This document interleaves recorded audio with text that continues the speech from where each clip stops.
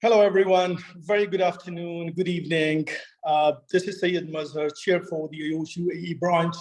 On behalf of my committee, I welcome you to another fantastic event from the IOSH UAE branch. Before we begin, I would like to extend my thanks, special thanks to Tina and to Catherine for bringing this event alongside.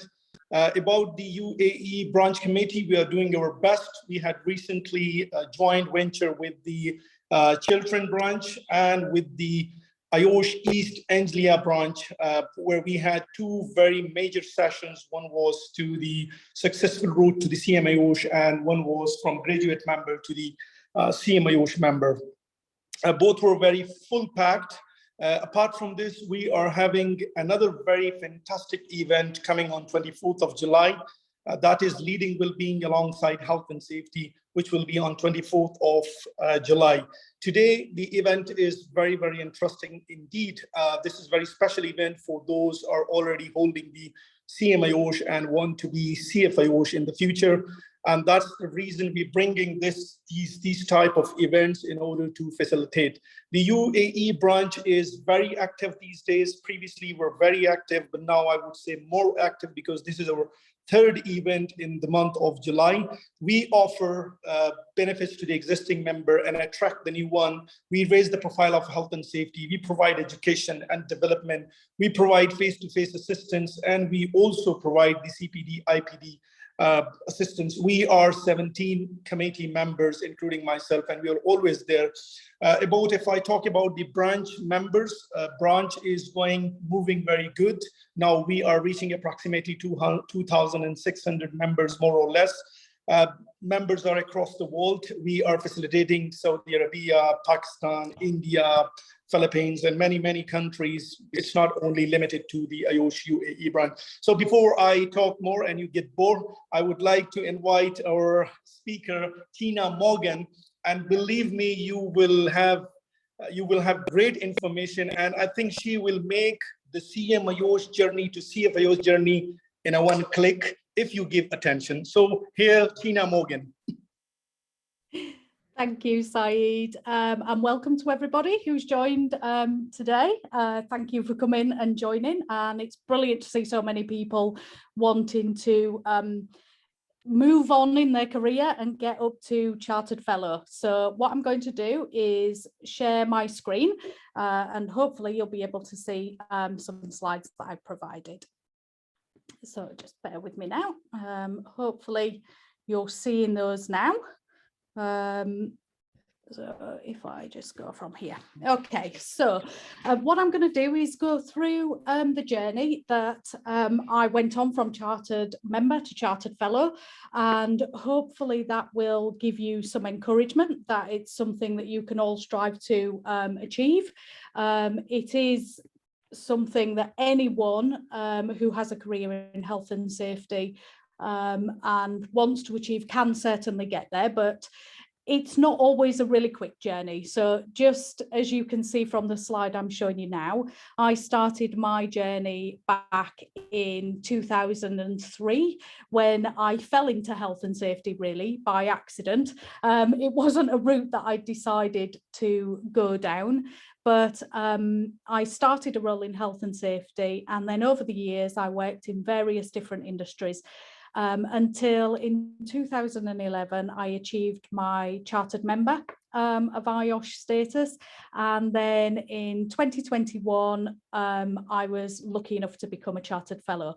So the journey does look long, but that's because I was really concentrating on my career.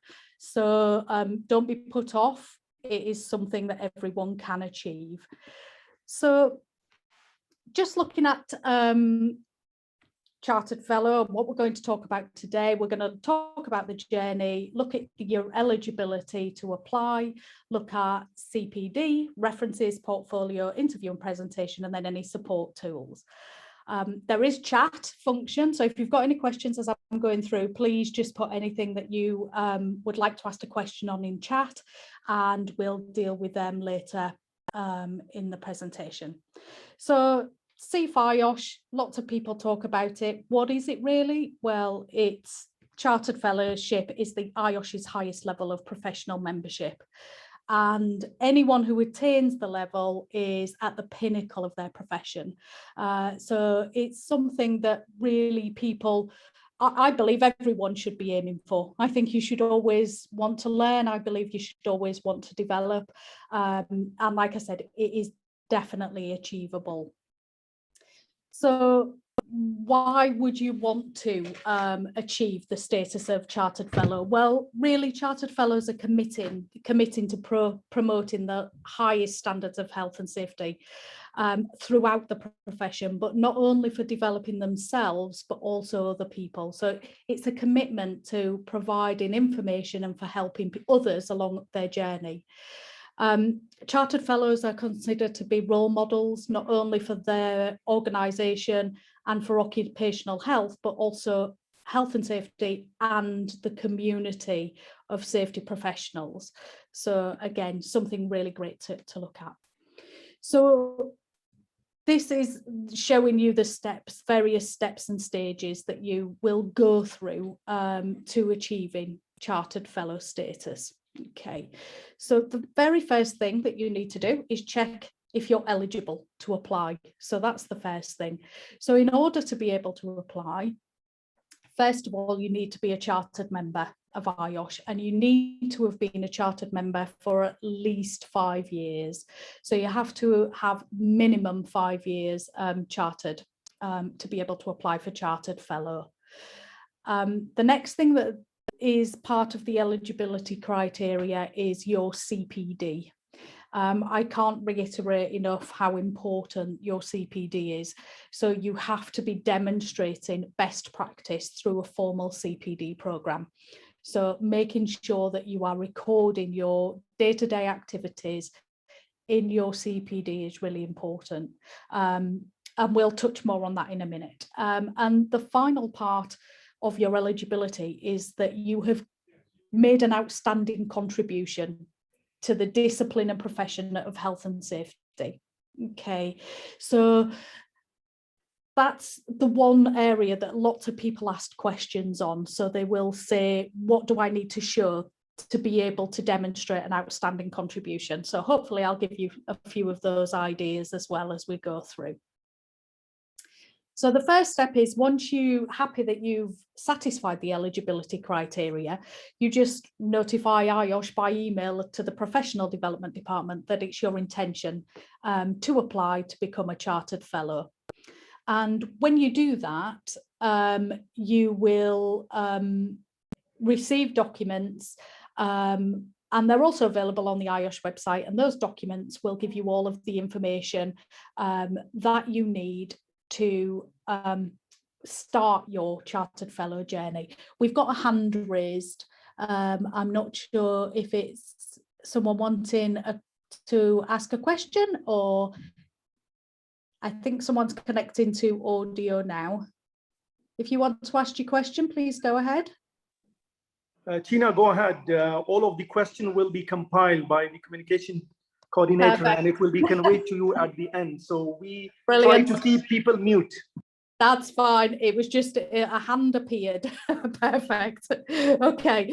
When you do get your details and your information from IOSH, having confirmed that you're looking to progress to Chartered Fellow, it is really important to read that documentation because it is very good at setting out what it is you need to do in order to progress to an application. So when you start your journey, as I've said, the importance of CPD can't be underestimated, because your CPD will be checked. So it will be audited and it will be looked at. And one of the first things that they're going to look for is whether you have a current development plan in place. And obviously, if you're making a plan to progress to Chartered Fellow, one of the first things you're going to want to put in there is that within your development plan. So putting in what it is you plan to do, what the journey is to get there, how you're going to go about it, and the steps and the stages that you need to follow. And it acts as a good guide for yourself. So having that in your development plan will really help. Things you're going to need to build a portfolio, and I used my CPD to build my portfolio. So that was what gave me all the great information that I was then able to compile and submit. One part of CPD that a lot of people do overlook is reflective accounts.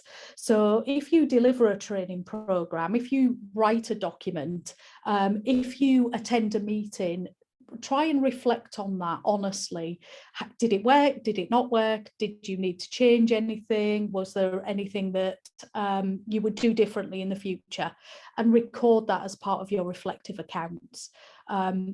Because we all learn from everything we do. We go on a journey and we learn. And that's the important thing, is to show that you are learning. And most importantly, is it up to date? So before you make any application for Chartered Fellow, you need to be in good standing. So fees need to have been paid for your membership, and you need to have your CPD up to date. So it's always worth that being your first point. I exported my CPD in order to create my portfolio, and I was amazed actually how much I had in there, and it saved me an awful lot of work. So I would always recommend that you look at doing that. The next thing that I found really useful was to find mentors to help me through the process. So people who'd been through this, like myself, who would be able to help. And you shouldn't restrict yourself to just one mentor. I had two, and I had James Quinn, who was the then president of IOSH. So I was very lucky that he agreed to be one of my mentors, and he helped me with the portfolio, and he helped me with what I needed to put in it and how it should be laid out and things like that. And I found that absolutely invaluable. I then also looked for a mentor who sits on the Chartered Fellow panel and conducts the interviews, because I felt it was really important that someone could help me with the interview process. And it's good to have someone who can do it from both sides of the table. So someone who's been through the process and knows what to expect, but also someone who does the interviewing. When you do that, they will need to know roughly when you're expecting to submit everything, or if you have submitted it, when you're looking for an interview date, because there needs to be no conflict of interest. So if they're mentoring you, they won't be able to sit on those interview panels. But reach out either through the IOSH mentoring site or through LinkedIn professional networks. Find someone who is already Chartered Fellow status, and all of them would be more than happy to help you along your journey. So yeah, that I found that absolutely invaluable. And when you receive the information and the documentation from IOSH, one of the things you'll see in there is you will need 2 referees to support your application. And your referees, so one needs to be either a Chartered Fellow of IOSH or a fellow of another professional body, or a CEO or director of a company. The other can be a Chartered Fellow or a Chartered Member of IOSH or a Chartered Member of any other professional body. But it's important that they're not family members. So if you're lucky enough to have a family member who is a Chartered Member of IOSH, unfortunately you can't use them. And you can't use them if they're a director of a company as well. And it's also important to remember that the referee will need to be able to comment on you and your contribution to the profession. So they need to know you. You can't just pick someone and say, can you support me? Because they need to be able to comment on the portfolio and things like that. So once you've identified all of that, you're going to start building your portfolio. And that starts off with your CV. So within your portfolio, you're going to put in your current employment, job title, job descriptions, roles, responsibilities, an organisational chart, relevant past employment. So that's not every job you've ever had, it's only that which is relevant. Any academic or professional attainments, any awards and citations. So they start off your portfolio. That's how it looks when you start building it. And then within the main body, you are going to try to hit 7 areas that are identified by IOSH.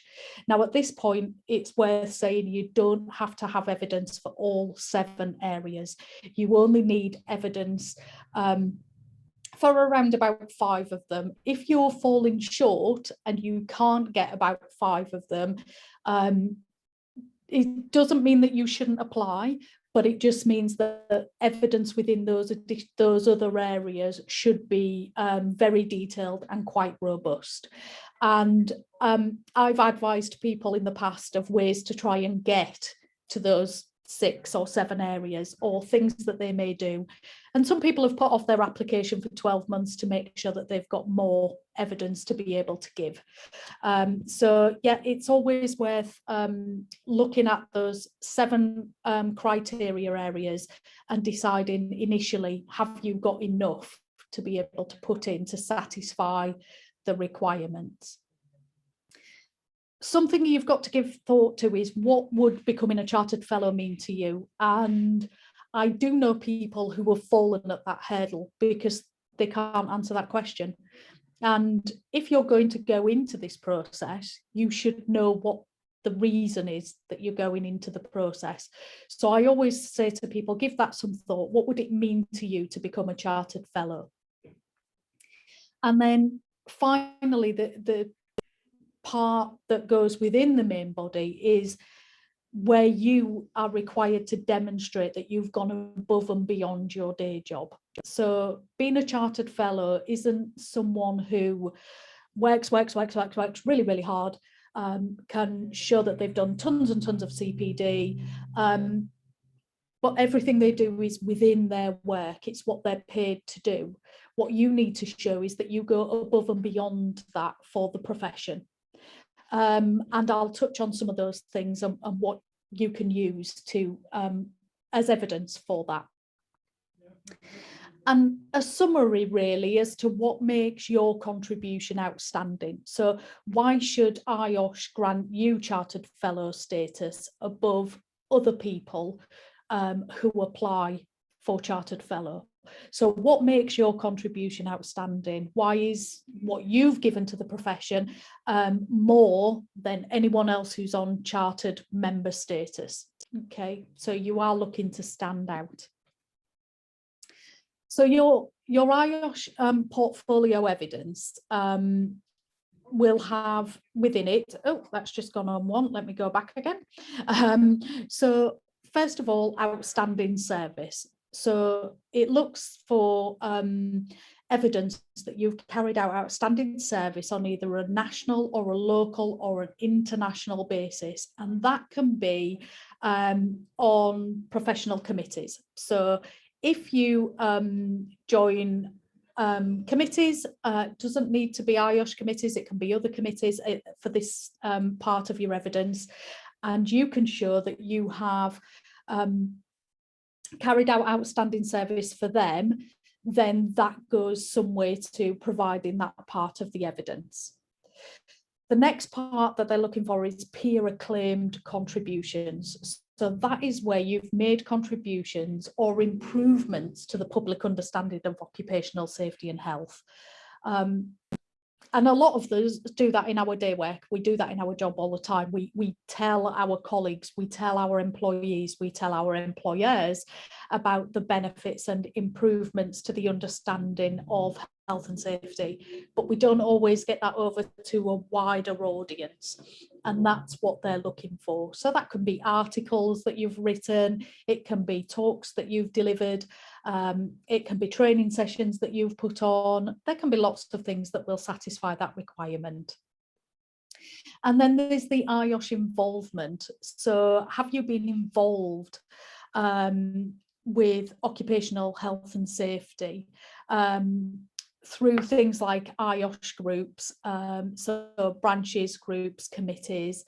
Have you been involved? Have you put yourself forward as I am? I'm a chair of the Rural Industries Group for IOSH. I started as a committee member and quickly became vice chair and then chair.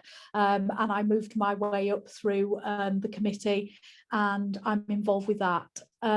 Again, if you're not already involved and you would like to be involved, go to the volunteering pages of the IOSH website, and you will find lots and lots of volunteering opportunities. And there are a lot of them that are open to chartered members. So get involved. There's IOSH Council. There are lots and lots of committees that you can join. So just have a look on those pages and get involved with IOSH. Okay. And then there's mentoring. So have you helped to develop and influence the career of others, including less experienced occupational safety and health professionals? So you may do that through your job, but you may also like to look at going on to the IOSH mentoring scheme. Register yourself as a mentor, and people can then come to you and say, can you help me? And I've mentored people at graduate level, at student level, chartered level, and I'm also mentoring now at fellow level. And don't worry about the burden of time, because you can set your own time scales and your own time limits, and you can stop mentoring for a while if you've got too many. You can go formal mentoring or informal mentoring, but it is something that IOSH likes to see. They like to see that you're giving back, you're helping others to gain experience. Okay. And then there's actively researched, developed and applied original work or expertise in occupational safety and health.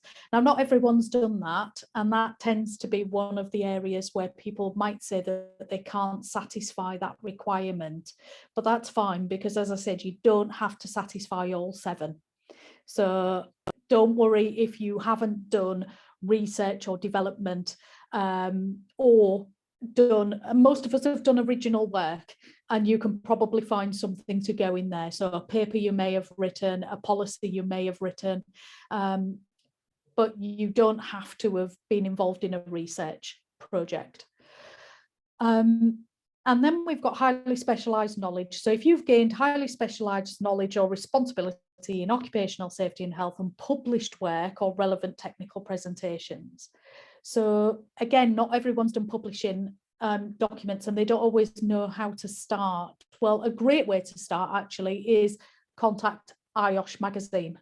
So if you think you've got something to say and you think you can say it well, and you'd like to see what you've got to say appear in the IOSH magazine, contact them and tell them you'd like to write an article. Give them a brief outline, and they will, if they're happy with the content you want to share, you may find yourself getting published in the IOSH magazine. And that's a great way to start. And then obviously there's promoting health and safety, occupational health and safety. So above and beyond what you do at work. So how do you promote occupational health and safety? So that could be going to meetings, going to shows, going to events, providing training outside of working hours. There are lots and lots of ways that you can satisfy that criteria. But you do need to make sure, I think, that you can hit at least 5 of those well, even if you can't hit all 7.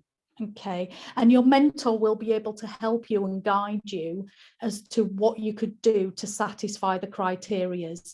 I recently advised one of my mentees to take a year out and to start engaging more through social media platforms, through promotional material, through writing documents. Again, with the promotional, I created my own website around farm safety, and I published the website. It's free to anyone to access, and I provide and share information on the website, and that's how I get it across. I write blogs and things like that. So yeah, some good hints and tips, I hope, there. And then build your portfolio together, use your mentor, and ask your mentor to review it before you send it out to your referees, and take their advice on board, because they will have some experience of this, and be prepared to make changes to the portfolio. One thing that's important to remember is less is not always more, and more is not always better. Okay, so don't have so little in your portfolio that the interview panel can't get a feel of who you are and what you've done, but don't put too much in it so that it overshadows some of the great work that you've done. I've had people who've sent me their portfolio and it's been 10 pages and I've told them that they need to put more in. And I've had people who've sent me it and it's been 40 pages and I've told me they need to cut it down. So think about what you really want to say and what you really want to highlight, and make sure that that is what is taking center stage in your portfolio. Again, when you write your portfolio, it's nice to have some pictures in there of you doing your great work. It gives the panel a bit of a feel for who you are. They don't want to see fancy graphics all over it. They don't want to see fancy artwork all over it, because it detracts from the message that you're trying to get across. So the message is, keep it simple, but make sure that you're highlighting everything that you want to highlight. And when you're happy with your portfolio and your mentor agrees that you've covered all of the bases you need to cover, you then need to send that portfolio to your referees with the forms for them to complete. And they will write you a reference, and that will say how they know you, what they think of the work that you've done, all those sorts of things. And they will then write a reference which they can send back to you, and you can compile into your portfolio ready to be sent off to IOSH. And then at that point, I took a really deep breath. I compiled it all together. I took a really deep breath and I hit send on that keyboard. And at that point, it's gone. So you need to at that point think, yep, I'm happy with what I'm submitting. Hopefully, you'll then get an email back saying, we've reviewed your portfolio, we've reviewed your CPD, and we're happy to tell you that we're going to invite you for an interview. At which point the nerves kick in again, and you will be then preparing yourself for an interview. At this point, I got another mentor, and the other mentor guided me through the interview process and did role play with me about how the interview would be conducted. There is an option to prepare a 10-minute presentation to highlight the things that you're most proud of and the things that you would like to bring to the attention of that panel. The advice I was given was do the presentation. Definitely do it, because they've read lots of portfolios, and if you can in those 10 minutes highlight to them exactly what you'd like to say, that is when you can get your points across. You must have a copy of your portfolio at hand during that interview meeting, because they will ask you questions on it. My advice is know your portfolio inside and out, know everything that's in there, and be prepared to talk in detail about it. Don't throw something in there thinking, well, I'll put that in, but I'm not really sure how I could talk about that, because if they ask you about it, you'll be expected to discuss what you've put in there. So always have a hard copy to hand, because we all know technology can let us down. And again, if the technology does let you down, don't worry, don't panic. It happened to me during my Chartered Fellow interview. My computer failed and wouldn't allow me to share my screen. I couldn't share my presentation, then I couldn't send an email, but it was fine. It worked out in the end. So it's not something to panic about, okay? It happens to the best of us. It shows your resilience. And be ready for questions that you might not have already considered. So things like, one of the ones I was asked was, what would it mean to you if you were successful today? And thankfully I'd given a little bit of thought to that, and I was able to answer it. The panel are brilliant, and again, be ready to ask questions if you need to. So my advice that I was given and I followed was send a copy of the presentation to IOSH in advance so that they've got it in the event of any problems. They can then share their screen, they can then share the presentation to the panel, and you could just ask them to move on in slides.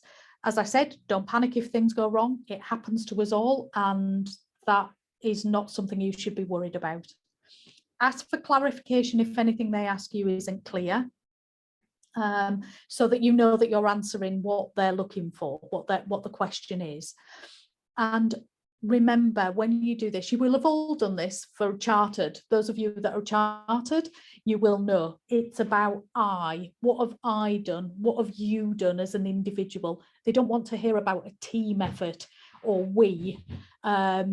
It's I. I did this. I did this. I did this. And I actually stuck a post-it note to my computer screen that said I on it, just so that I remembered that it was about me. And most of us in the health and safety profession are not great about talking about ourselves, but that's what they want, and that's what they want to hear. Okay. Having gone through all of that and gone through the presentation, normally at the end of the presentation, they will say to you, thank you very much for your time. It was great speaking to you today. You should get a result from us in the next 14 to 21 days. And that's when the wait begins. And you sit and you're constantly looking at your computer. And I know people who have said that they've had it within a day or two, and I also know people, mine was sent to me on the very last day, so yeah, I was starting to panic by that stage, and hopefully the result will be that you have passed the interview and that you will be notified that you are going to be welcomed as a Chartered Fellow of IOSH, at which point I was immensely proud to be admitted. And really, really pleased. I'm thankful to everyone who helped me on my journey. What you mustn't do is become despondent if it doesn't go your way, because IOSH will give you some great information about what to do if you haven't been successful. So it might be that they think that you're slightly lacking in one area. It might be that they think you need a little bit more experience. Use what they give you and what they tell you, and follow their guidance. If they say wait a year and apply again, wait a year. Don't try pushing it through again in 6 months' time, because there'll be a reason why they've said that.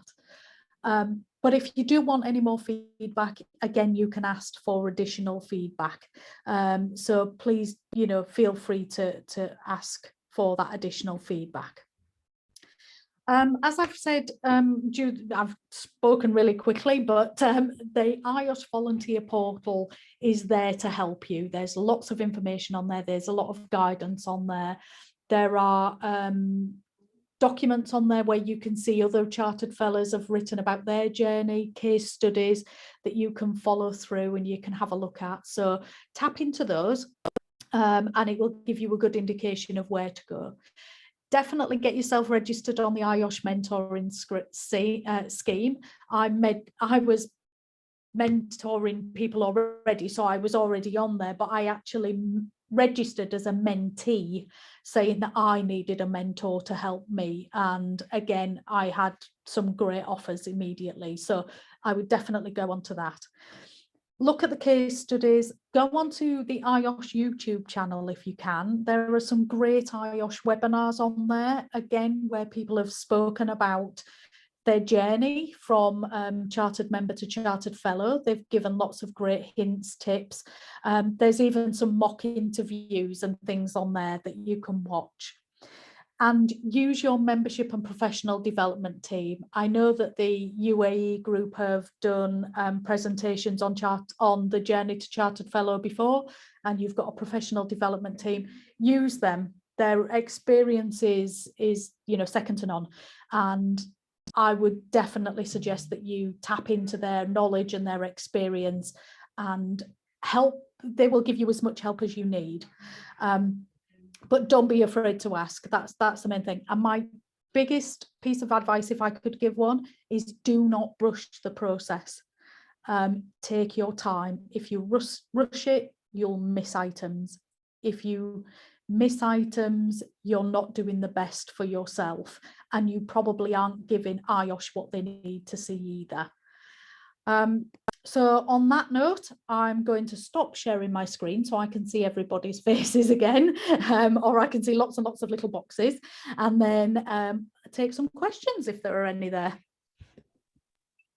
Thank you very much, Tina. Indeed, it was a very comprehensive and fruitful presentation.